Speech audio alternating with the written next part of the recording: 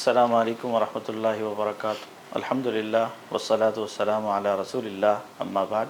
Doctor साहब, एक भाई पूछते हैं कि हमारे गांव में जब फ़र्ज़ नमाज की जमात हो जाती है मस्जिद में, तो उसके बाद लोग आते रहते हैं दो दो करके, कभी दो ज़्यादा कम पेश, तो जमात होती रहती हैं। तो क्या जमात हो जाने के बाद इस तरह से लोगों का आना, जबकि उनके घर भी करीब हैं, और जमात करवा लेना, ये दुरुस्त अमल है या ये दुरुस्त नहीं है? वो कहते हैं कि ज़रा इसका तफसीली जवाब चाहिए। अल्हम्दुलिल्लाह वस्सलातु वस्सलामु अला रसूलिल्लाह अम्मा बाद। गुजारिश ये है कि इसमें कोई शक व शुबा नहीं कि मर्दों पे वाजिब है कि वो जमात के साथ नमाज़ पढ़ें। अलबत्ता कोई शरई उज़र हो, इस वजह से कभी जमात से पीछे रह जाएं तो वो अलग मामला है, वरना हर एक पे वाजिब है कि वो जमात के साथ नमाज़ पढ़े। और जानबूझकर शरई उज़र के बग़ैर जमात से पीछे रहना गुनाह है। नबी सल्लल्लाहु अलैहि वसल्लम ने तो अपने एक नबीना सहाबी को जमात से पीछे रहने की रुख्सत नहीं दी थी, जैसा कि सही हदीस से ये साबित है। दूसरे नंबर पे, अगर कोई आदमी जमात से रह जाए तो वो दूसरी जमात करा सकता है, इसमें भी कोई हर्ज नहीं है। और इस मामले में हदीस है जिसे इमाम अबू दाऊद और तिरमिज़ी रिवायत करते हैं कि नबी अलैहिस्सलाम ने एक आदमी को देखा कि वो तन्हा नमाज़ पढ़ रहा है। तो आप अलैहिस्सलाम ने कहा, क्या कोई ऐसा शख्स नहीं है जो सदका करे और इसके साथ मिलकर नमाज़ पढ़े, यानी कि उसकी जमात हो जाए।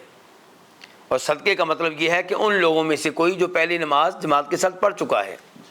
तो एक आदमी उठा और उसने उसके साथ मिलकर नमाज़ पढ़ी।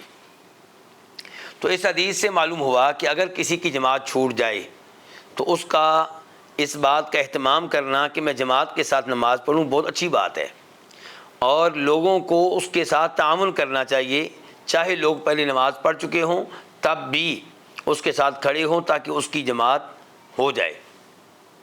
और अगर उसे कोई ऐसा शख्स मिल जाए जिसकी जमात छूट चुकी है और वो उसके साथ मिलकर नमाज़ पढ़े, तो ये तो पहली सूरत से भी बेहतर सूरत हाल है, ये तो पहली सूरत से भी बेहतर सूरत बनती है।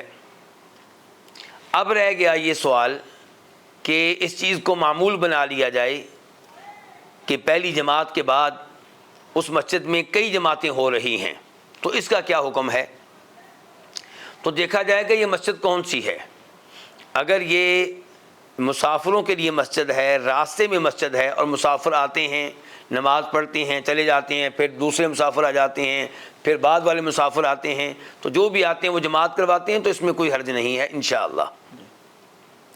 या कोई मस्जिद बाज़ार में है और बाज़ार में लोग आते हैं और मस्जिद में जाके नमाज़ पढ़ते हैं, वो चले गए, दूसरे लोग बाज़ार में आ गए और वो आके नमाज़ पढ़ते हैं, तो यहाँ पे भी बार बार जमात करवाने में कोई हर्ज नहीं है।